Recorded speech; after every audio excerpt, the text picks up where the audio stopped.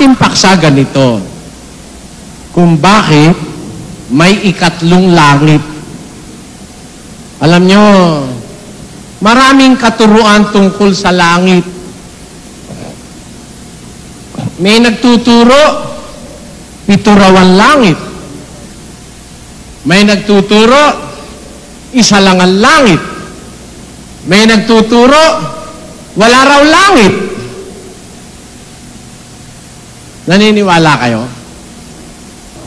Naniniwala ba kayo? May nagtuturo, walang langit? Kilala niyo kung sino? Sino? Oo, si Papa John Paul II. Sinabi niya sa isang pahayag niya sa Vatican, ang ganito, babasahin natin ang pahayagang today. Issue noong August 6, 1999, Friday, issue ng Today. Vatican City. Vatican City, forget the flames and the devils with pitchforks. A week after telling the Roman Catholic faithful, heaven was not up in the clouds. Pope John Paul II said on Wednesday, hell was not a physical place either. Kita nyo? Nung sabihin ni kanya, isang linggo pa lang ang nakakaraan, sinabi ni Papa John Paul II. Ni Papa John Paul II sa mga Roman Catholic faithful na heaven was not up in the clouds. Wala raw langit doon sa itaas ng mga ulap. Wala raw. Ngayon, sinabi naman niya nung Miyerkules daw na ganun din naman ang impyerno. Hindi rin naman daw lugar yung impyerno. Hell was not a physical place either. Hell is not a punishment imposed externally by God, but the condition resulting from attitudes and actions which people adopt in this life. Kita nyo? Yun daw impyerno, hindi naman daw lugar yun ng parusahan. Yun daw impyerno, yun daw ay kondisyon ng pamumuhay dahil sa yun ang ginusto mo, kaya impyerno ka na dito pa lang sa mundo. Samantalang yung mga dating papa, naniniwalang may langit at may impyerno.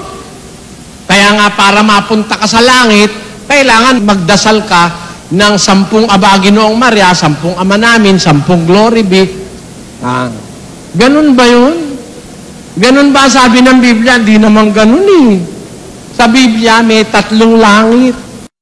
Kita nyo? 3 langit. Bakit kailangang may 3 langit? May unang langit, may ikalawang langit, saka may 3 langit. Bakit kailangan? Yun ang ating paksa. Napakahalagang malaman natin. Ano ba ang langit? Langit lang tayo ng langit. Ano ba langit? Pag sinabi ba langit, mabuti? Sagot, mga kapatid. Pag sinabi ba langit, mabuti? Kasi, kung di natin malalaman talaga yung kahulugan ng langit, ano ba yun? Langit tayo ng langit eh. Kaya ngayon, tuturuan ko kayo ng tamang paggamit ng salitang langit. Heaven. Langit. Pagka nagmamahal ka, ang aking nilalangit. Ayan ang sabi ng mga Tagalog eh, no? Nilalangit. Ibig sabihin niya eh, yung kanyang minamahal, sinisinta, tinitingala niya, nilalangit niya. Ha? Alam nyo, napapasil siguro kayo, no? Bakit ako nagsasalita ng ganito? Kasi nga, ang pag-aaralan natin, yung 3 langit. Ano ba yon? How will it affect our lives? how important is it knowing the third heavens with regards to our salvation? Why do we have to be informed about what is the third heaven? Is there really a third heaven? Or is it true, according to other belief, that there are 7 heavens and there are 7 archangels? Is that true? The Bible speaks of 3 heavens. What is the third? What is the condition of the third heaven? What is the first and the second heaven?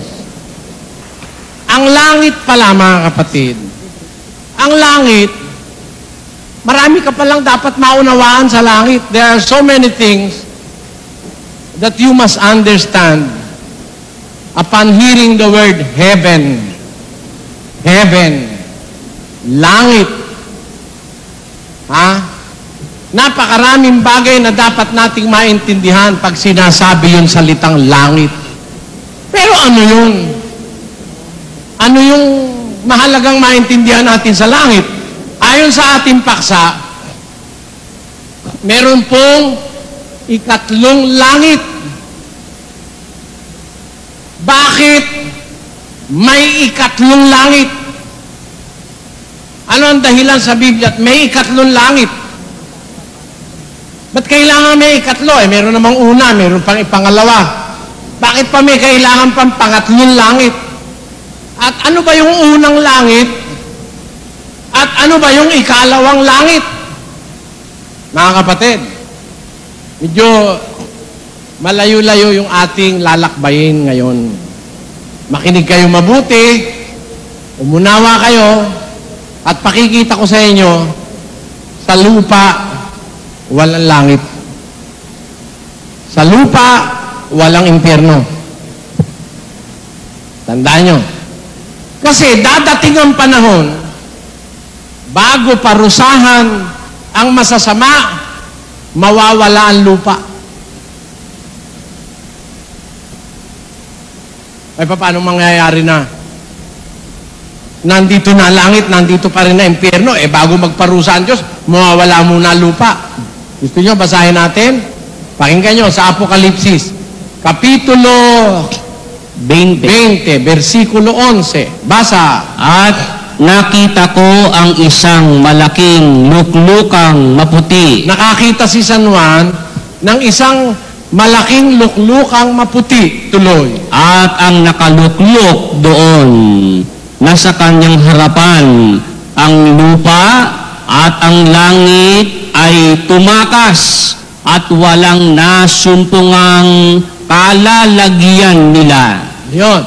Nakita ko ang isang a great white throne. And him that sat on it, from whose face the earth and the heaven fled away, and there was found no place for them. Nakita ko ang isang luklukang maputi at sa harap ng nakalukluk doon, sa harap niya, ang langit at ang lupa ay tumakas at walang nasumpungang kalalagyan nila. Dinawala yung langit at lupa. Ano sumunod na pangyayari? Tuloy. At nakita ko ang mga patay. Nawala na yung langit at lupa niya, na. Nakita niya ngayon yung mga patay. Ano sabi?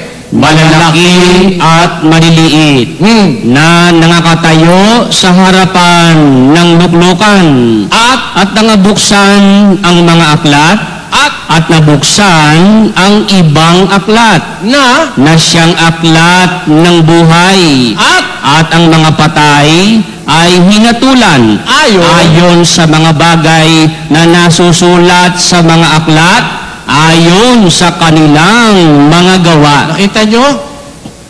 Nawala na yung langit at saka yung lupa nung makita niya yung mga patay nakatayo naman doon sa harapan ng luklukan. Standing before the great white throne, the dead, small and great. And the books were open, And another book was opened, which was the book of life, and the dead were judged according to the things written in the book, according to their works. Ayon sa kanilang mga gawa. Sa makatwid, yung palang paghatol sa mga patay, magaganap pagkatapos na mawala yung langit at lupa. Saan mo dadalhin ngayon tong mga patay na ito? Kung ang langit ay nasa lupa at ang impyerno ay nasa lupa na rin, nawala na yung lupa. Nawala pa rin yung langit. Saan mo dadalhin mga patay? May langit ba? Meron. Ilan ang langit? 3. Bakit kailangan 3 ang langit?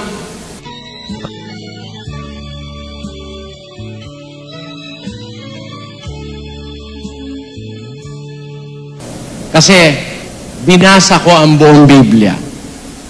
There are 3 heavens. Patunayan natin, babasa tayo sa 12:2 ng ikalawang Korinto, mga kapatid. Basa. Nakikilala ko ang isang lalaki kay Kristo na mayroon ng 14 na taon. Maging sa katawan, aywan ko. O maging sa labas ng katawan, aywan ko. Diyos ang nakaalam na inagaw hanggang sa 3 langit. Ayun. Mayroon sinasabi ang tapat na apostol. That is the Apostle Paul. Sa ibang mga apostol, iba siya. Wala siyang kapareho sa ibang apostol. Nakaranas siyang madalas ng extraordinary things in life. Unang-una, yung pagkakatawag sa kanya ni Kristo, iba. Hindi kagaya ng ibang mga apostol na nung tawagin nandito pa si Kristo sa lupa. Si Pablo, nung tawagin, nakaakyat na si Kristo sa langit. Pero habang nag-uumapaw yung kanyang pagnanais na ipapatay ang mga Kristiyano, punta siya sa daang sa Damasco, yung tinatawag na daang Matwid. Meron siyang nakitang liwanag na bumulag sa kanyang paningin sa loob ng 3 araw. Ayan. Doon sa liwanag na yun, nagsalita sa kanya ang Panginoong Hesus. Pablo, o Saulo, Saulo, bakit mo ako pinag-uusig? Sino ka baga, Panginoon, na aking pinag-uusig? Ako'y si Jesus na taga Nazaret na iyong pinag-uusig. Subalit magtindig ka, pumunta ka sa Jerusalem, sasabihin ko sa iyo kung ano ang dapat mong gawin. Tapos, inutusan ng Panginoon si Ananias, puntahan mo si Saulo. Siya'y isang sisidlang hirang sa akin. Ipahahayag ko sa kanya kung gaano karaming bagay ang nararapat niyang tiisin dahil sa aking pangalan, upang madala niya ang aking pangalan sa mga hari, sa mga anak ni Israel at sa mga hintil. Kaya, doon nagumpisa ang ministeryo ni San Pablo. Nakaranas siya ng isang pangyayaring makakita ka ng ilaw, Si San Pablo nakakita ng ilaw, ng liwanag, nakarinig siya ng tinig, nakikipag-usap sa kanya. May saksi siya. May saksi siya. Although yung mga kasama niya, hindi naririnig kung ano yung sinasabi ng tinig, narinig nila yung tinig, nakita rin nila yung ilaw, yung liwanag. May saksi, hindi nag-iisa si Pablo nung mangyari yon. Kaya si Pablo, meron siyang mga experience na kakaiba sa ibang apostol. Ang isa dyan, nung siya ay, sabihin niya, nakakakilala ako ng lalaki kay Kristo. Meron ng 14 na taon. Sa katawan, ewan ko. Sa labas ng katawan, ewan ko. Diyos ang nakakaalam. Kung hindi mo iintindihin yung sinabi ni Pablo, hindi mo talaga maiintindihan. Biro mo, kilala niya raw yung lalaki, tapos sa loob ng katawan, ewan ko. Sa labas ng katawan, ewan ko. Diyos ang nakakaalam sa kanya.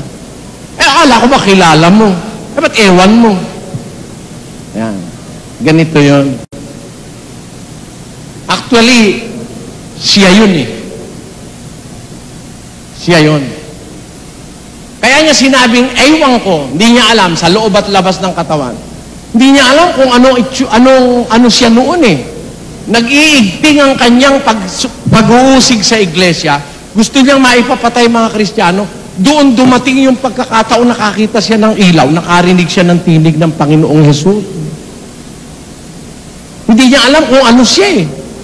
Dahil alam niya, Hudyo siya eh. Yung pala, chosen vessel siya. Sisidlang hirang. Diyos ang nakakaalam nung oras na yon kung ba't siya tinawag. No? Siya sa kanyang sarili, di niya kilala eh. Ang katunayan, kung itutuloy natin. Tungkol sa taong yaon, ako'y magmamapuri. Yun, tungkol sa taong yon, magmamapuri ako. I will glory about that person. But, ngunit tungkol sa aking sarili, ay hindi ako magmamapuri. Maliban na sa aking mga kahinaan. Ayun. Sa sarili niya, hindi siya nagmamapuri. Pero tungkol sa lalaking yaon, ako'y magmamapuri. Pwede niyang ipagkapuri yung lalaki. Biro mo, agawin ka na kung paano ang lalaking yaon ay inagaw hanggang sa ikatlong langit. Eh, sino ba naman kaya makakarating sa ikatlong langit? Biro mo, buhay na buhay kay makarating ka sa ikatlong langit. Buhay na buhay siya, no? Inagaw siya hanggang sa ikatlong langit. Tungkol dun sa lalaking yaon na inagaw hanggang sa ikatlong langit, magmamapuri ako. Ba, talaga naman, ikaw man ang makarating sa ikatlong langit. Obo, ang sabi ng Biblia, tungkol sa kanya, magyayabang ako, magmamapuri ako, sabi ni Pablo. Talaga naman, biro mo makarating ka naman sa langit. Sa ikatlo pa.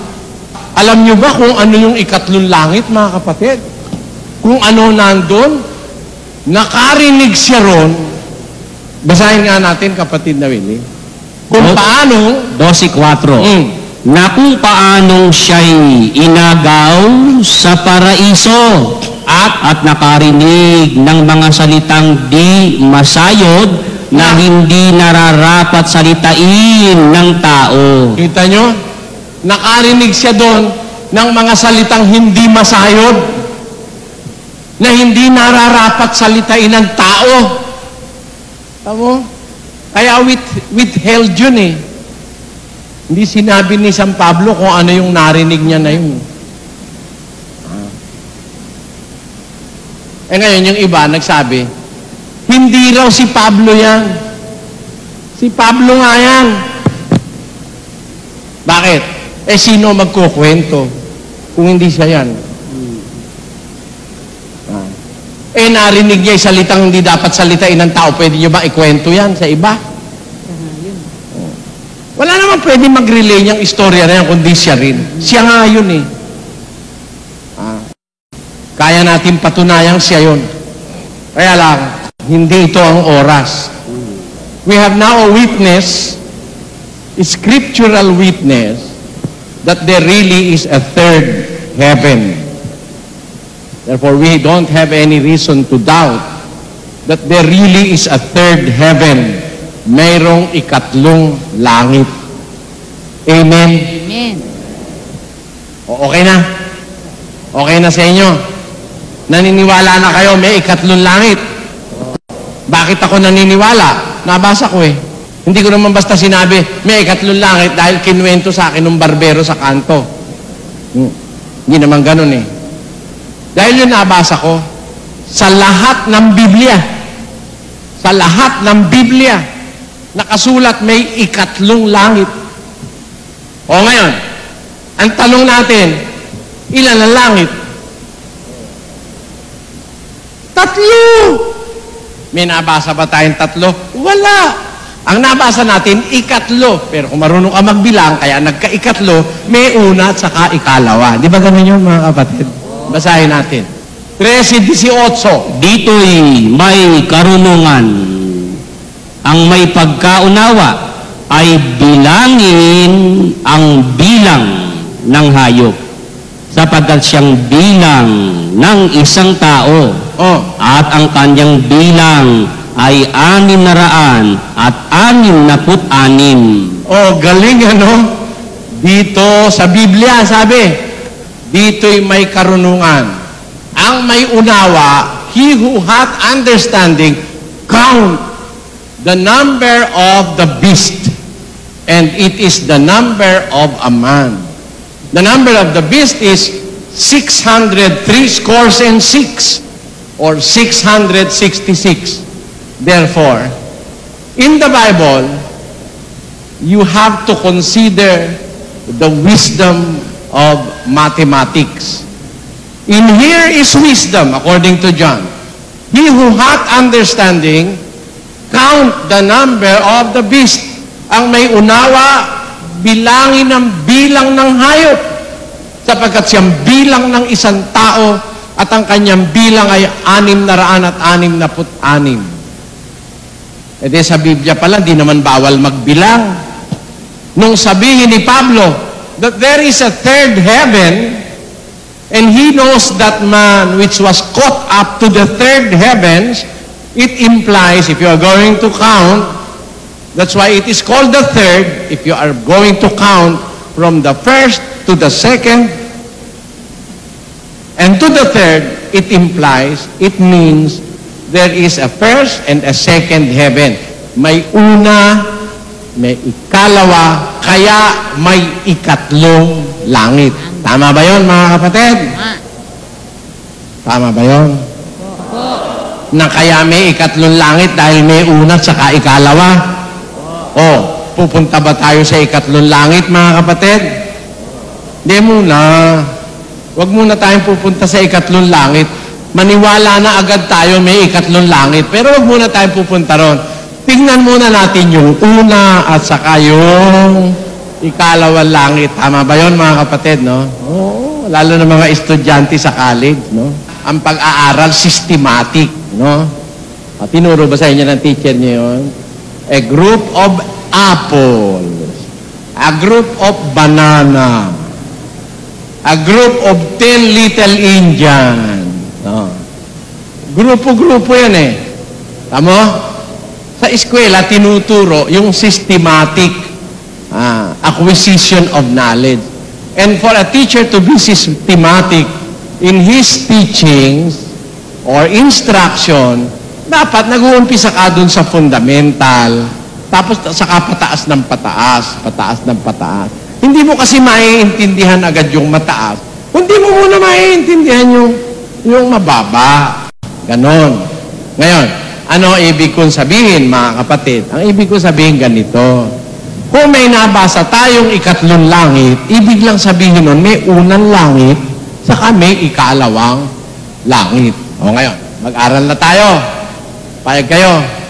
O dito, kung matutunan nyo ito, this will be a knowledge forever. Dadalhin nyo to hanggang kamatayan. Hanggang dun sa kabilang buhay, madadalan nyo ito. Gusto nyo, babasahin ko sa Biblia? Nasa Job 12:2. Walang pag-aalinlangan na kayo ang bayan. Nag-aalinlangan pa ba kayo na kayo ang bayan, mga kapatid? Meron ako ipapapansin sa inyo, mga kapatid, sa Biblia. Meron na kayong Biblia. Buksan nyo sa 1:1 ng aklat ng Henesis. Yung unang-unang aklat, sa umpisa, ano ang sabi ng Biblia, kapatid? Nang pasimula ay nilikha ng Diyos ang langit at ang lupa. Ayun. Nang pasimula, nilikha ng Diyos ang langit at ang lupa. Dalaga yung nagbase. Halata akong dalagang-dalaga. Pagbasahin natin, ang may asawa at mahahalatang may asawa na. Pakinggan nyo ha. Nung umpisa, sa 1:1, nang pasimula, nilikha ng Diyos ang langit at ang lupa. 1:1 yun. Pupunta tayo sa 1:7. Kapatid. Yan. At ginawa ng Diyos ang kalawakan, at inuhuwalay ang tubig na nasa ilalim ng kalawakan sa tubig na nasa itaas ng kalawakan, at nagkagayon. At tinawag ng Diyos ang kalawakan na langit, at nagkahapon at nagkaumaga ang ikalawang araw. Aba! Yan yan ha? Noong una, sa umpisa, ng pasimula, ginawa ng Diyos ang langit at ang lupa. Tapos, nung ikalawang araw, gumawa ang Diyos ng kalawakan. Kalawakan sa ibabaw ng lupa. At inihiwalay niya ang tubig na nasa ibabaw ng kalawakan sa tubig na nasa ilalim ng kalawakan. At nagkagayon. At tinawag niya ang kalawakan na langit. Nakita nyo? Tama ba sabi ko, kapatid? Tinawag niya yung kalawakan na Langit. Po. Langit. tinawag niya yung kalawakan na langit. Yung kalawakan na yan, may tubig sa ibabaw, may tubig pa sa ilalim. Tama? Langit pala yan. Yung kalawakan langit. May tubig sa ibabaw, may tubig sa ilalim. Ngayon, sinabi ng Diyos, mapisan ng lahat ng tubig na nasa ilalim ng kalawakan sa isang dako at lumitaw ang tuyong lupa. At tinawag ng Diyos ang tuyong lupa na lupa. At ang kapisanan ng tubig ay tinawag niyang dagat. At nagkagayon. Di ba ganun yung kapatid, ano? Meron palang langit nasa ibabaw ng dagat. Yung kapisanan ng tubig, nasa ilalim, dahil yung kalawakang ginawa niya, may tubig sa itaas, may tubig sa ilalim. Yung tubig sa ilalim, sabi niya, mapisan ang lahat ng tubig at lumitaw ang tuyong lupa. Yung tuyong lupa, tinawag niyang lupa. Yun naman kapisanan ng tubig, tinawag niyang dagat at nagkagayon. Ibig sabihin, yung kalawakan o langit na ginawa niya nung ikalawang araw, yun ay kalawakan o langit na nasa ibabaw ng dagat at ng tuyong lupa. Agreed? Nakuha nyo? Pero huwag niyong kakalimutan, may langit na nung unang araw pa lang. Tama, sa umpisa ng Henesis, nilikha ng Diyos ang langit at ang lupa. Tapos pagdating na ikalawang araw, gumawa siya ng kalawakan. Yung kalawakan, tinawag niyang langit. May tubig sa ibabaw at sa ilalim. Yung tubig sa ilalim, tinawag niyang dagat. Aba, edi ito pala yung kalawakan na nasa ibabaw ng dagat saka ng tuyong lupa. Yan yung langit. Kaya, mula sa lupa, mga kapatid, mula sa ibabaw ng lupa, pataas, langit yan eh. Naintindihan nyo, mga kapatid? From above the surface of the earth upwards, tinatawag yan na langit. Naintindihan nyo? Langit yan. Yung kalawakan na yan, langit yan, langit. Yan. Ngayon, kung mula sa lupa tayo magbibilang, alin ang unang langit? Yan. Yung ginawa nung ikalawang araw, di ba? Ginawa niya kalawakan, tinawag niya langit. Yan yun, yan. Yan ang unang langit. Di ba? Alin ang ikalawa? Siyempre, kung matino isip natin, yung susunod dyan. Hindi ba ganun? Sige, awayin niyo ako kung di totoo. Ito nga una ano susunod? Ikalawa. Siyempre, marunong ka magbilang. Una, ang susunod ikalawa. At ang susunod sa ikalawa ay katlo. Doon nakarating si Pablo. Tandaan nyo, doon siya inagaw hanggang sa ikatlong langit. Pero, tayo ba mga kapatid, nakarating na rin sa langit?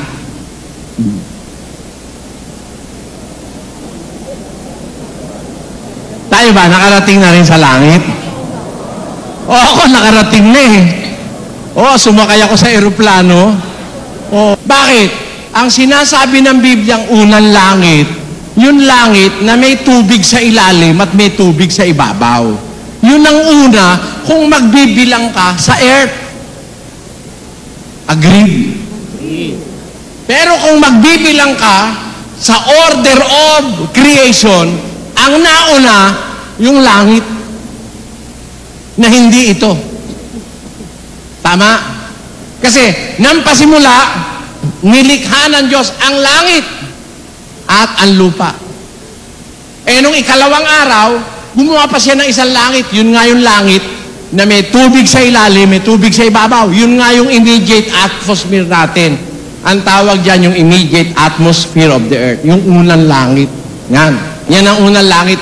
Kung mag-umpisa kang magbilang mula sa earth, sa ibabaw ng mundo, yan ang unang langit. Pero kung sa paglalang, merong mas nauna riyan. Yung nilalang, bago nag-umpisa ang unang araw. Yun. Ngayon, walang duda na meron talagang mga langit. Mga langit. Kaya sa Biblia, dun sa translation from the Hebrew, in the beginning God created the heavens and the earth. En el principio, creo Dios los cielos y la tierra. Cielos implies that there are heavens. It's not definite whether there are 3 or 2, but definitely they are in the plural. Heavens. In the beginning, God created the heavens and the earth. And on the second day, He created the heaven which contain water above and beneath. That is the space immediately after the surface of the earth. That is a heaven. Yan ay langit. Nakarating na ako dyan sa langit na yan. Kaya tama yung sabi ng Biblia. Yan langit na yan, may tubig sa ibabaw, may tubig sa ilalim eh. Alam niyo kung bakit? May ulap eh. Hindi ba yung ulap may tubig yun? Oh. Kaya yan langit na yan, may tubig sa ilalim, may tubig sa ibabaw. Oh. Ngayon, nakarating na ako dyan sa unang langit. Di lang masyado mataas. Kayo rin. Di ba? Tumaas ka lang, sakop na ng langit yan eh. Yung space na yan, yung kalawakan na yan, langit yan. Pero meron pang isang langit. Yung kasunod niyan. Meron pa rin isa, yung kasunod pa niyan.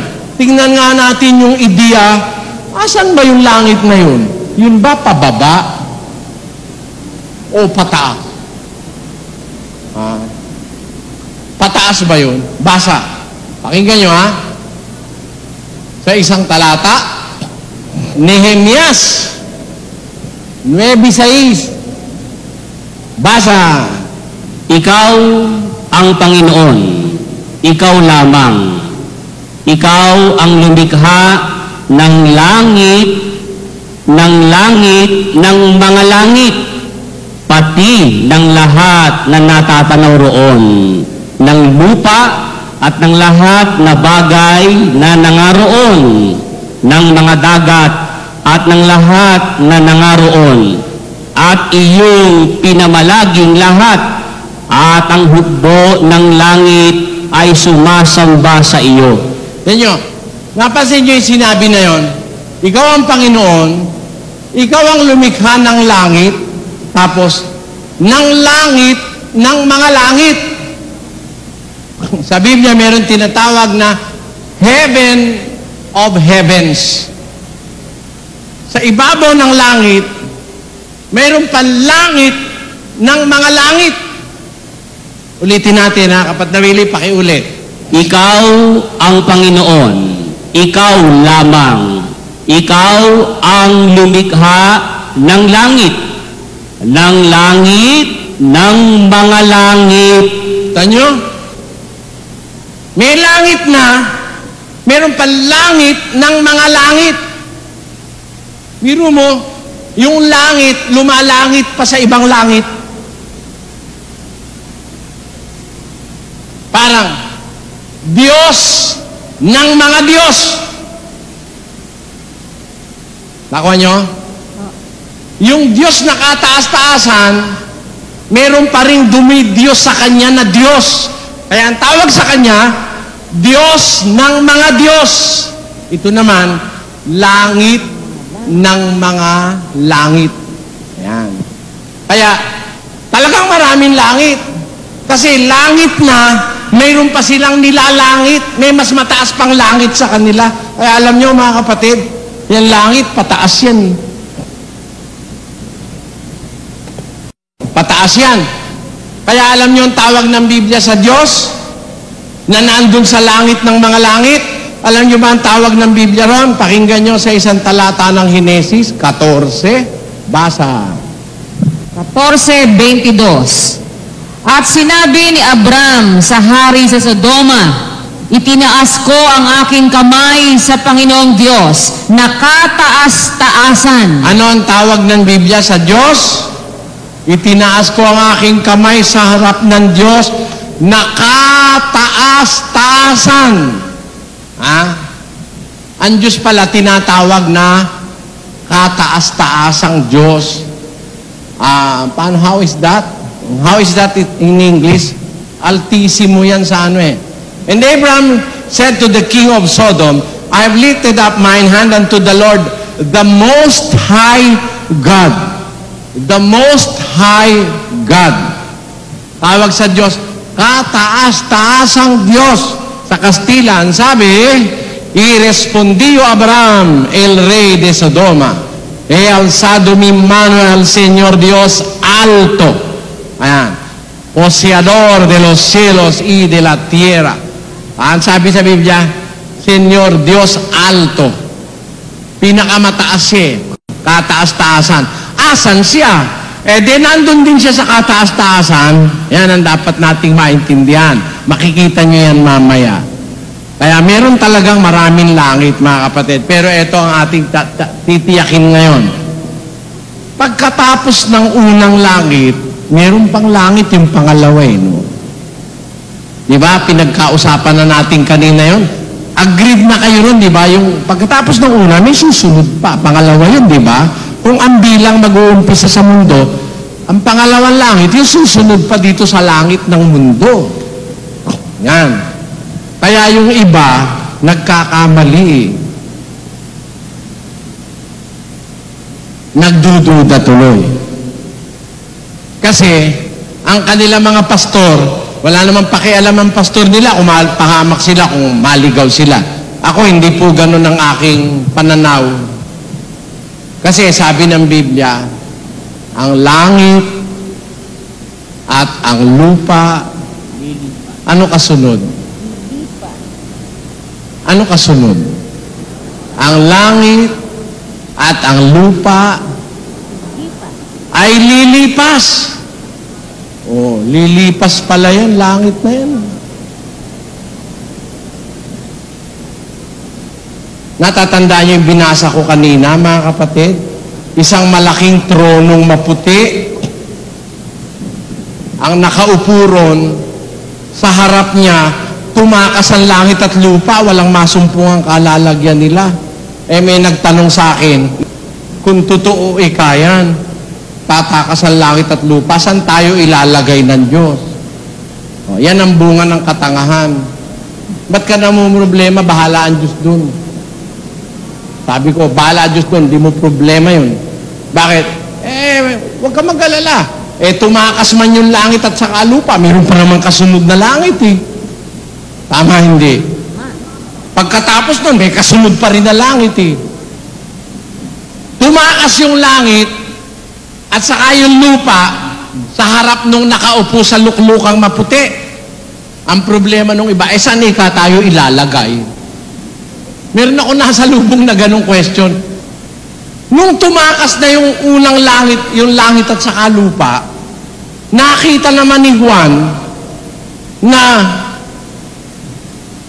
basa, At nakita ko ang isang bagong langit at ang isang bagong lupa, sapagkat ang unang langit at ang unang lupa ay naparam at ang dagat ay wala na. Oh. Narinig nyo? Nakita ko, nawala na yung unang langit saka yung unang lupa. Nakita ko ang bagong langit at saka ang bagong lupa. Bakit? Sapagkat ang unang langit at ang unang lupa ay naparam. Ang dagat ay wala na.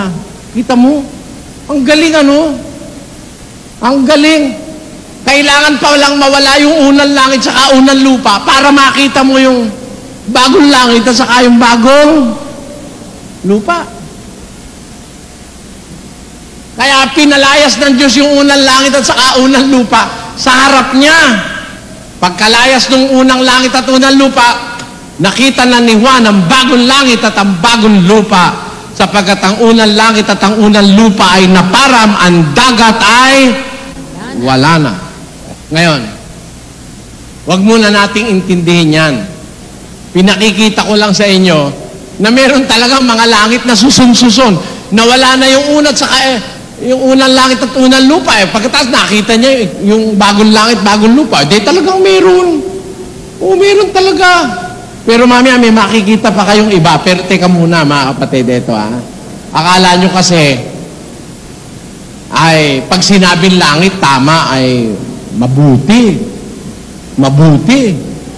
O eto ha, ito ang hindi napapagtuunan ng pansin.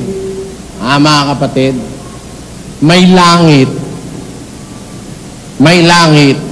hindi mabuti.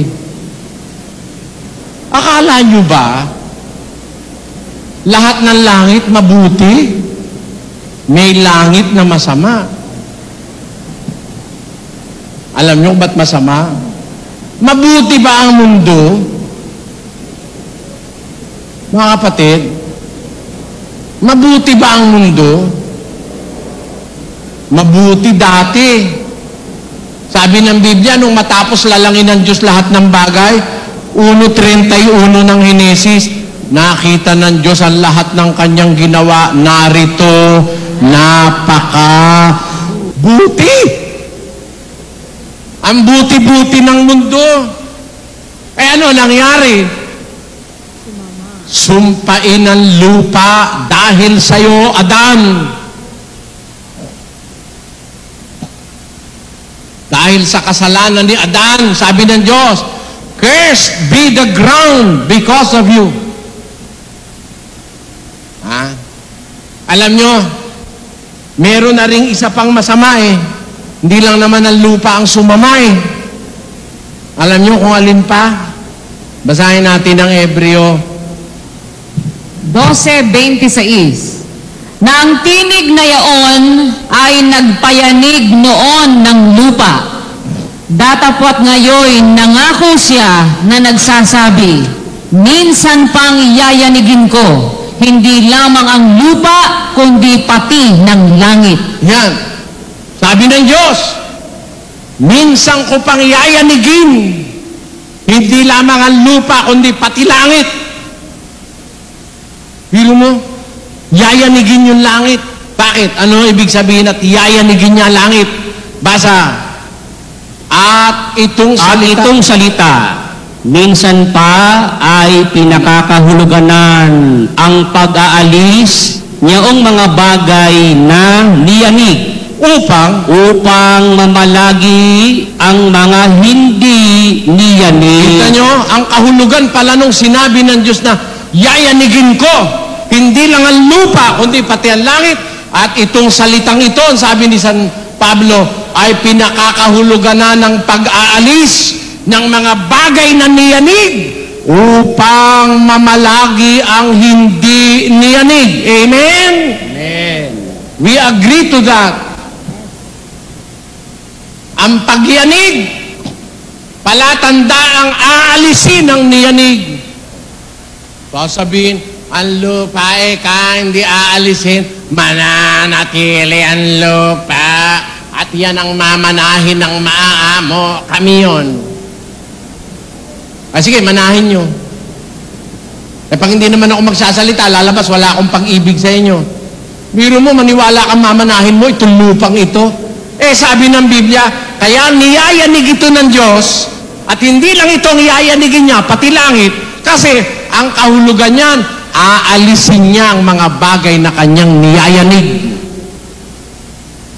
Kaya, yung earthquake, lindol, earthquake, Nasa dictionary.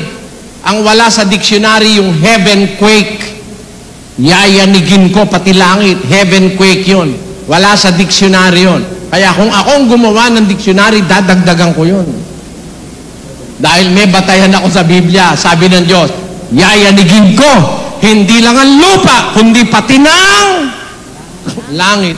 Para ipaharamdam niya, ipaalam niya sa tao na ang kahulugan ng pagyanig niya, aalisin niya lahat ng bagay na kanyang niyanig upang mamalagi yung hindi niya yayanigin. Tanong, mga kapatid, mayroon bang langit na mayayanig?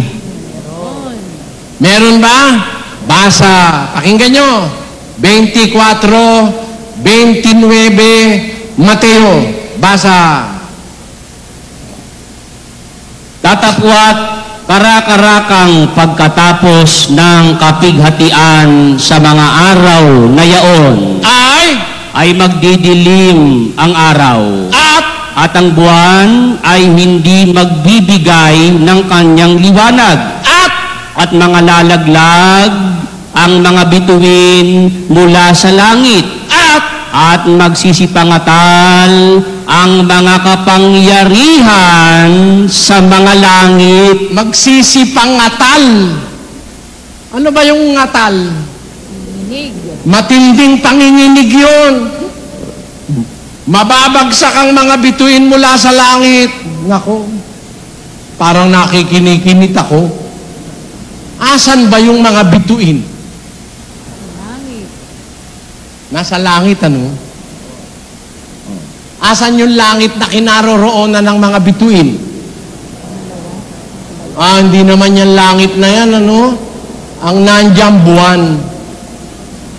Saka araw. Yung mga bituin, mas malayo yun. Millions of light years away. Yung mga galaxy, ang lalaki nun. Mga kapatid, di nyo na lang maiintindihan nyo kung sasabihin ko pa sa inyo eh. Ang lalaki nun. Bawat isang galaxy, meron mga 2 bilyong star o bituin. Bawat isang galaxy, may 2 bilyon bituin halos. Maraming bilyon-bilyong galaxy. Bawat isa ron, bilyon-bilyon ang bituin. Mahirap na lang maintindihan nyo yun eh. Pero ang maintindihan nyo nasa Biblia, mababagsak ang mga bituin sa langit. Tapos, mangangatal ang mga kapangyarihan sa langit. Kita mo na yan, meron palang kapangyarihan sa langit. Mangangatal. Anong langit yan? Mangangatal ang mga kapangyarihan sa langit. Bakit? Meron bang mga kapangyarihan dyan sa langit? Babasa tayo, ha?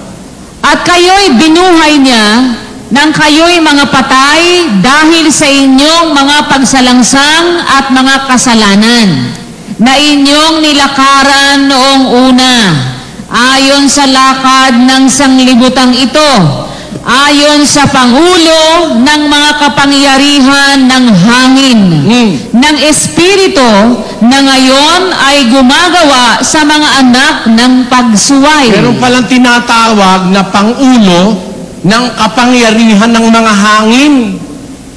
The prince of the power of the air. Tanyo? Tingnan ninyo sa Grego. Meron tinatawag na prince of the power of the air. Meron palang power dyan, oh.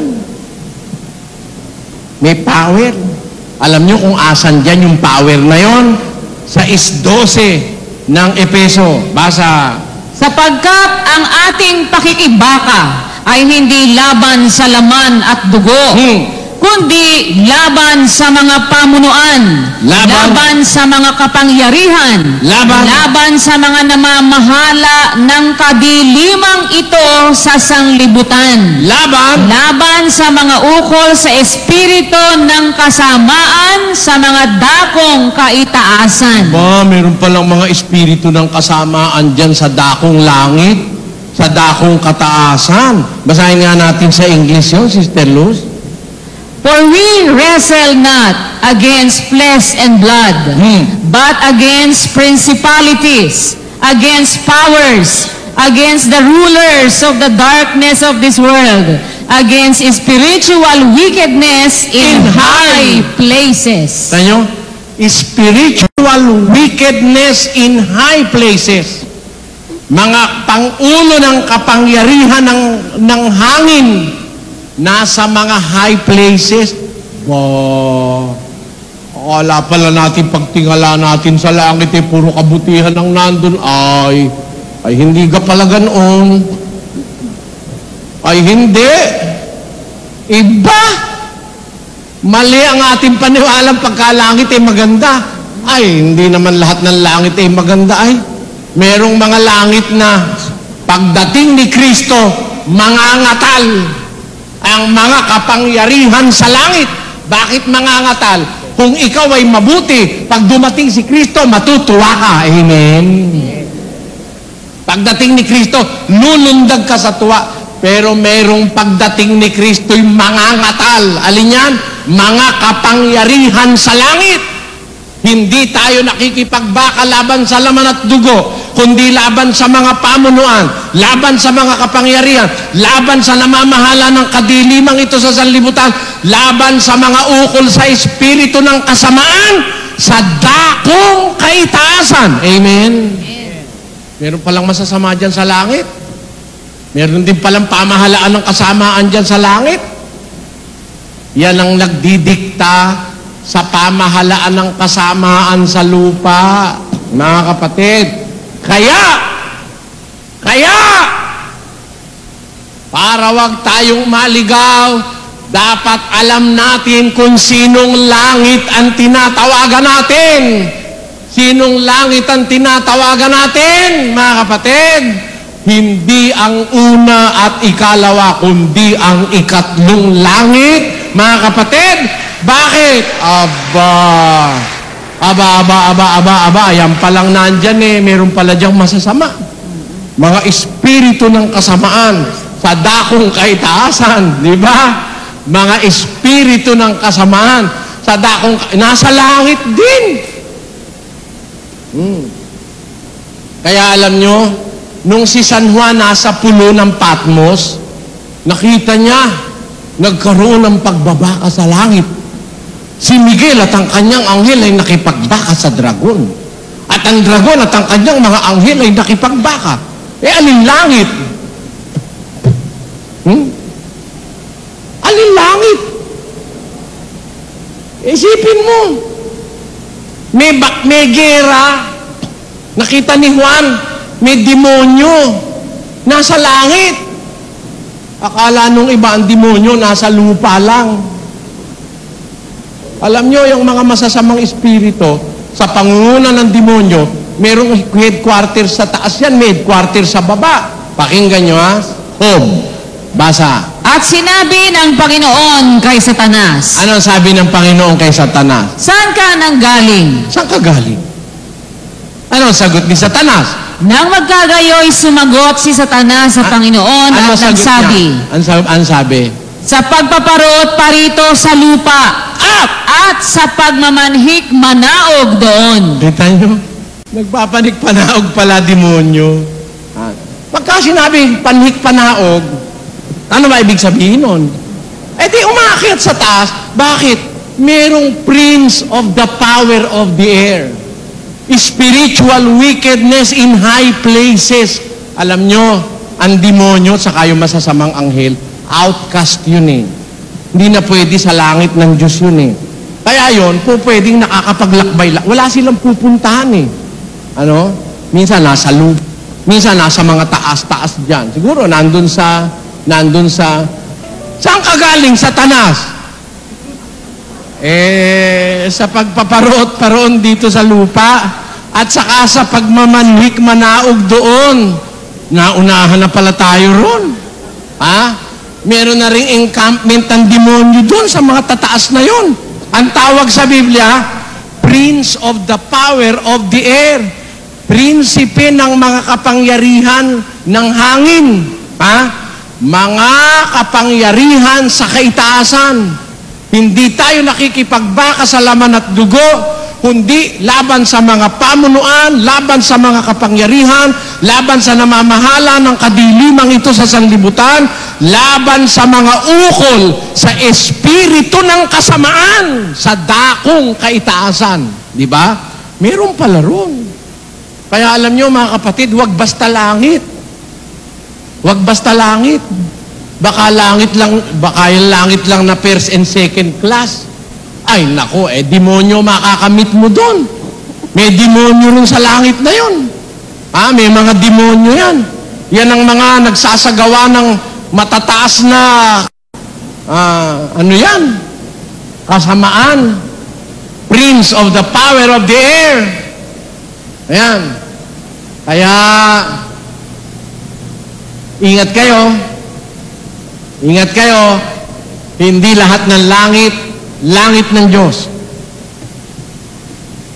Hindi lahat ng langit naroon ng Diyos. Maliwanag ang sinabi ng ating Panginoong Yesus. 14:1. Sabi niya, magsisampalataya kayo sa Diyos. Magsisampalataya naman kayo sa akin. Sa bahay ng aking Ama, maraming tahanan. Kundi ganon, sinabi ko na sana sa inyo. Sapagkat ako'y paroroon upang maipaghanda ko kayo ng dakong kalalagyan.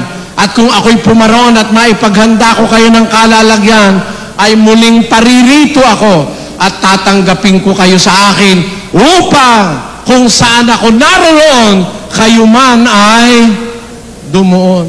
Di ba yun ang nakasulat? Saan mo gustong pumunta langit? Kung saan nandoon si Kristo. Yun ang gusto nating langit.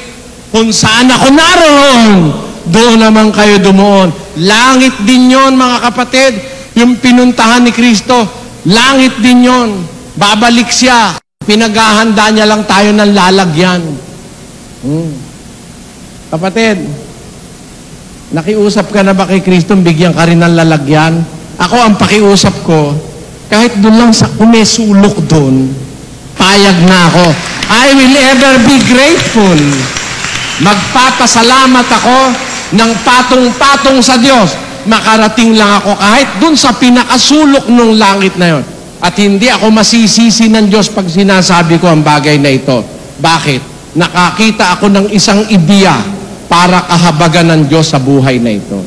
Ang ideya ko'y nanggaling dun sa babae, Panginoon, pagalingin mo po yung anak ko. Nahihirapan po ang anak ko, Panginoon. Binawalan ng mga apostol yung babae. Sunod na sunod, sigaw na sigaw. Ang sabi ng Panginoong Jesus, hindi nararapat kunin ang tinapay at ibigay sa mga aso. Sumagot yung babae, oo, Panginoon, ngunit ang aso man po ay nag-aabang ng mumo na nahuhulog mula sa dulang ng kanyang Panginoon. Hindi po ako humihingi ng tinapay, hindi ako humihingi ng isang buong isda, kahit yung tinik lang may makuha lang akong konti-konting laman, at mumo ng tinapay pag yun ay galing sa'yo, napakalaking bagay nun. Yun ang ibig sabihin ng babae, mga kapatid.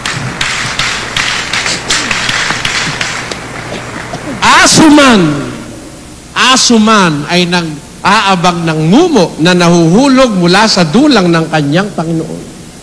Yun ang ideya ko Sabi ko, sana wag akong magkasala pag sinasabi ko, kahit lang ako dun sa, kung meron man sulok yun, kung ano man yun, makarating lang ako ron. Kahit hindi ako makalapit ng malapit sa Diyos, makita ko lang siya mula sa isang malayong sulok ng langit. Maligayang maligaya na ang puso ko, natiis ko na, at tama na, bayad na yung aking ipinagtiis sa mahabang panahon ng pagtitiis ko ng pang-aapi ng ating mga kapwa-tao. Okay na yun, bayad na lahat yun. Matanaw ko lang ang kanyang mukha mula sa isang malayong sulok ng langit, basta langit. Hindi langit na may demonyo pala. Kaya nga pagdating ni Kristo, mangangatal Di ba? Mangangatal ang mga kapangyarihan sa langit. Ang katunayan, Lucas 21. Pakinggan nyo sa isang talata. 21:26. Magsisipang lupaypay ang mga tao dahil sa takot at dahil sa paghihintay ng mga bagay na darating sa ibabaw ng sanglibutan. Sapagkat mangangatal ang mga kapangyarihan sa mga langit. Kita nyo, palagay nyo, sino yung mga yan? Asan niya? Nasa langit eh. Pero pagdating ni Kristo, mangangatal sila. Manginginig sila sa takot. Di, nasa langit yan. Yan ang mga kapangyarihang nasa itaas sa langit. Yung langit na yan. Pero tandaan nyo, hindi yan yung langit na pinuntahan ni Kristo. O alin ba yung langit na pinuntahan niya? Pakinggan nyo, sa Lucas pa rin, ganito ang ating mababasa. Basa. 23:42. At sinabi niya, Jesus, alalahanin mo ako pagdating mo sa iyong kaharian. Ayon, sabi nung magnanakaw na kondinado na, wala na rin panahon para siya mabotismuhan. Parang wala na siyang pag-asa. Nakita niya si Kristo pala talagang anak ng Diyos. Sabi niya sa Panginoong Jesus, Jesus, alalahanin mo ako pagdating mo sa kaharian mo. Mapapansin niyo yung sabi nung magnanakaw? Parang ang kulang pa sa paggalang eh. Tinawag niya lang Panginoong Jesus, Jesus lang eh. Jesus, alalahanin mo ako pagdating mo sa iyong kaharian. Ano sabi ng Panginoong Jesus? At sinabi niya sa kanya, katotohanang sinasabi ko sa iyo ngayon, ay kakasamahin kita sa paraiso. Ano ba hinihingi ng tao? Isama sa kanyang kaharian. Anong sagot ni Kristo? Kakasamahin kita sa paraiso. Asan ba ang kaharian ni Kristo? Di nasa paraiso. Tama ba yun? Ang hiling ng tao, isama mo ako sa kaharian mo pagdating mo kakasamahin kita sa paraiso. Hindi naman irrelevant si Kristo He's always sensible. In fact, He is the most sensible preacher in every time. Si Kristo ay sensible preacher. Ano sabihin nung magnanakaw? Alalahanin mo ako pagdating mo sa kaharian mo. Ang sagot niya, sensible. Bayaan mo, kakasamahin kita sa paraiso. Sinasabi ko sa iyo ngayon pa. Kakasamahin kita sa paraiso. Asan yung kaharian ni Kristo? Nasa paraiso. Diba? Tanungin natin si San Pablo. San Pablo, asan ba yung paraiso? Pakinggan nyo, mabasa tayo. Pakinggan nyo mabuti mga kapatid. 12:1, patuloy hanggang 5. Basa.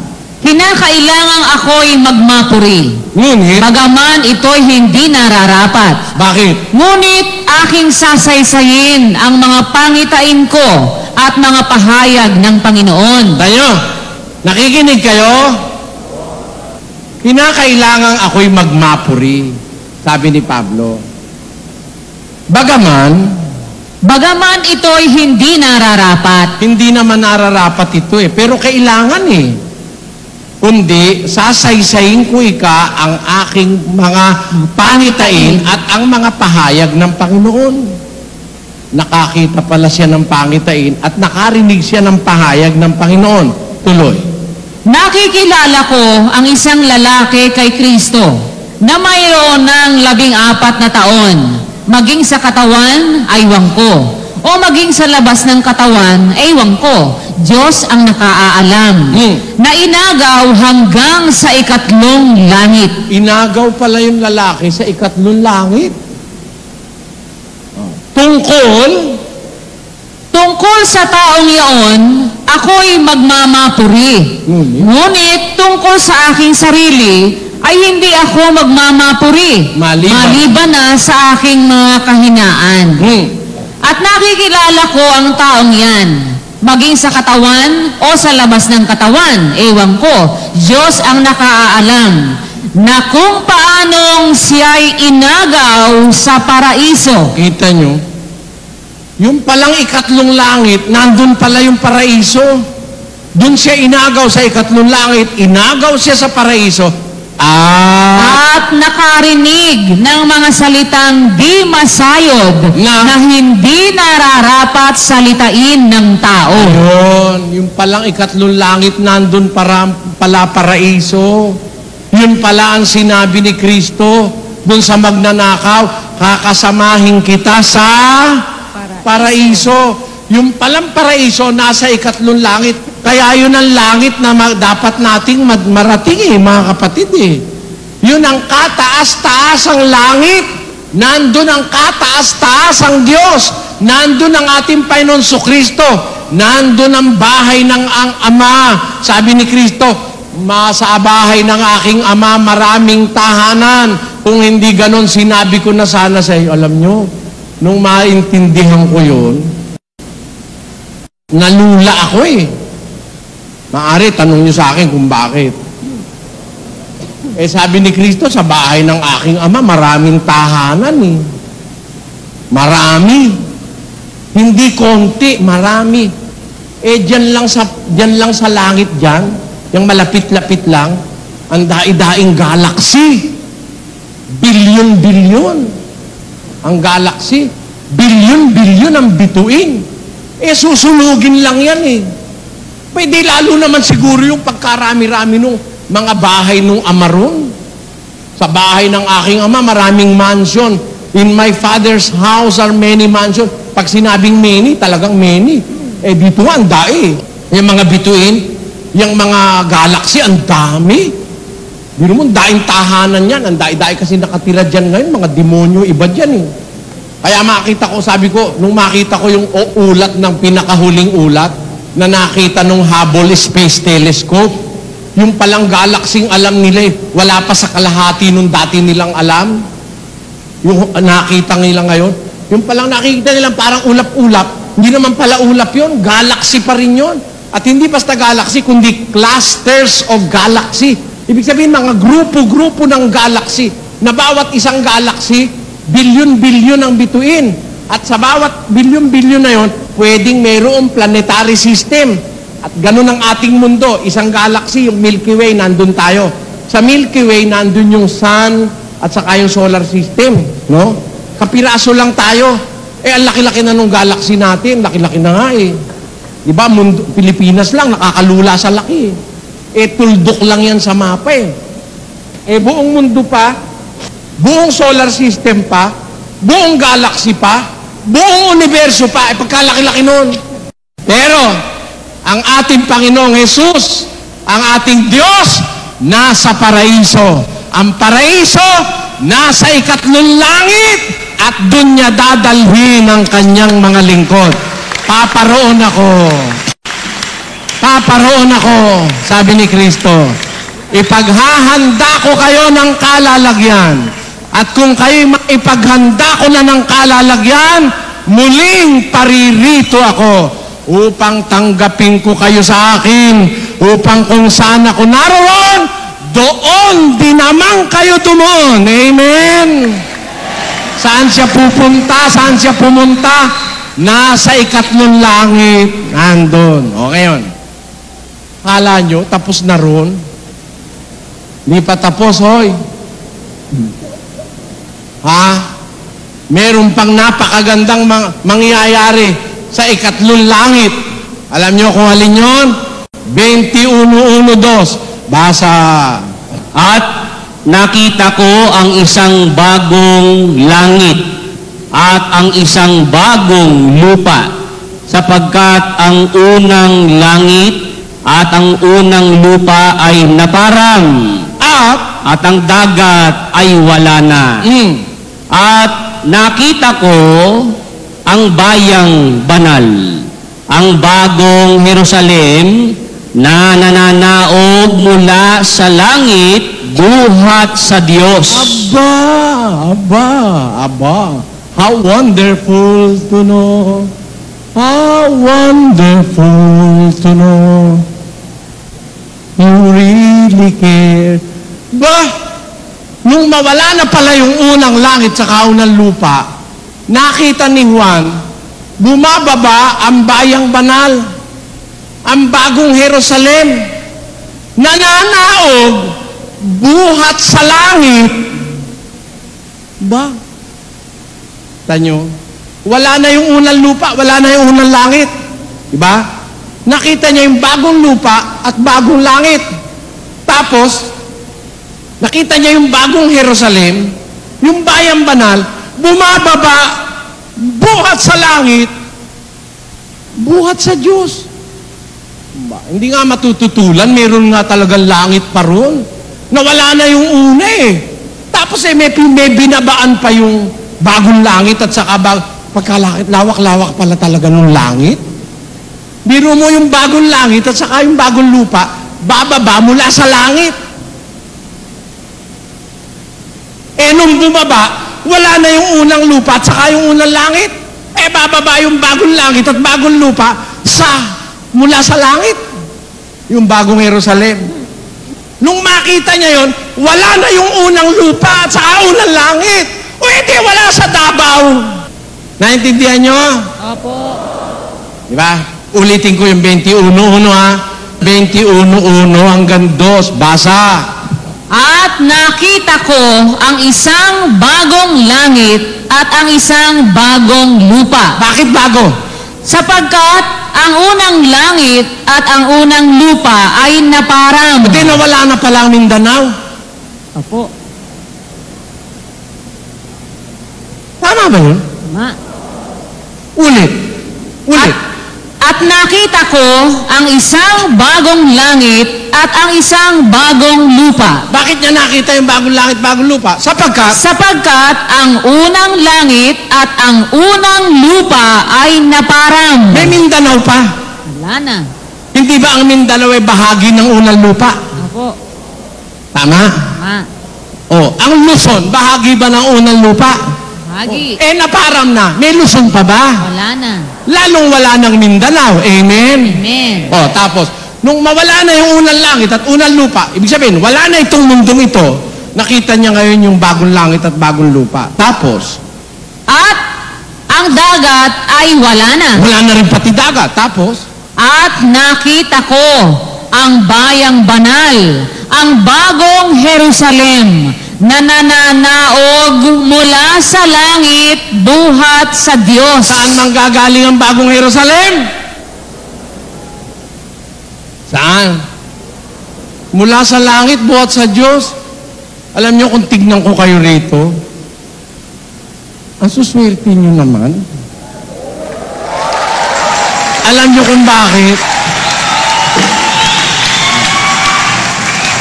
Ano masasabi niyo? Mapapalad kayong mga dukha!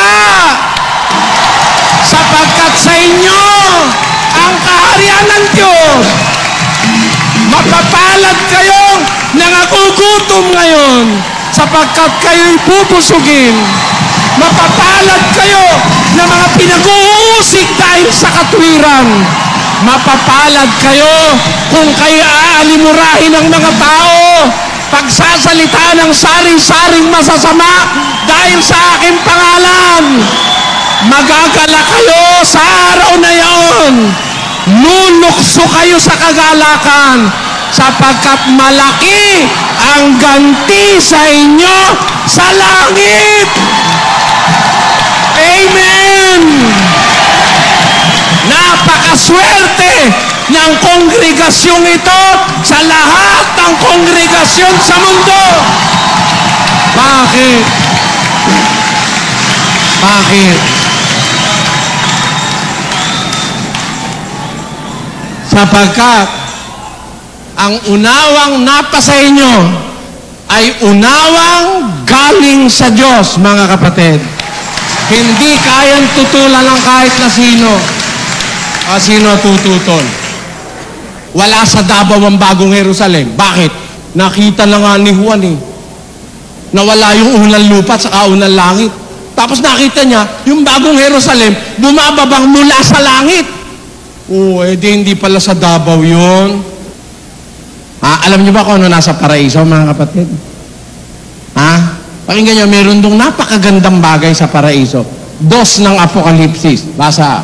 2:7. Ang may pakinig ay makinig sa sinasabi ng Espiritu sa mga iglesia. Tuloy. Ang magtagumpay ay siya kong pakakanin ng punong kahoy ng buhay na nasa paraiso ng Diyos. Amen! Ano ang nasa paraiso? Punong kahoy ng buhay. Hindi durian. Hindi durian, no? Ang nasa paraiso, ang magtatagumpay, pakakanin ko ng punong kahoy ng buhay na nasa paraiso ng Diyos. Asa ng paraiso? Nasa ikatlong langit. Nasa ng Diyos at si Kristo? Nasa ikatlong langit. Narating ni Pablo sa pangitain ng ikatlong langit, kaya natitiyak natin, totoo na may paraiso, nasa ikatlong langit, nandun ang paraiso ng Diyos, nandun ang punong kahoy ng buhay na nagbibigay ng buhay na walang hanggan, nandun ang Ama, nandun ang ating Panginoon, nandun ang mga anghel, ang mga kirubin na magiging dapat sa Diyos, at makakarating tayo ron kung susunod tayong matapat sa aral na ipinagtutupad sa atin ng Diyos. Sabi ni Kristo, babalik ako. I shall return. I shall return. Just like what MacArthur have said, I shall return.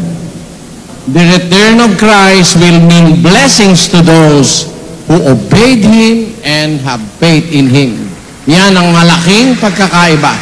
Pero, ang pagbabalik ni Kristo, mangangahulugan ng pangangatal ng mga kapangyarihan sa langit. Mai-imagine nyo mga kapatid, diyan sa matataas na lugar diyan, may masasama pala diyan. Masama. Kapangyarihan ng hangin. Mga espiritu ng kasamaan sa dakong kaitaasan. Kaya, meron nga pala doon sa kataas-taasan, in the highest heavens, there is the paradise which was promised by our Lord Jesus Christ unto that thief on the cross.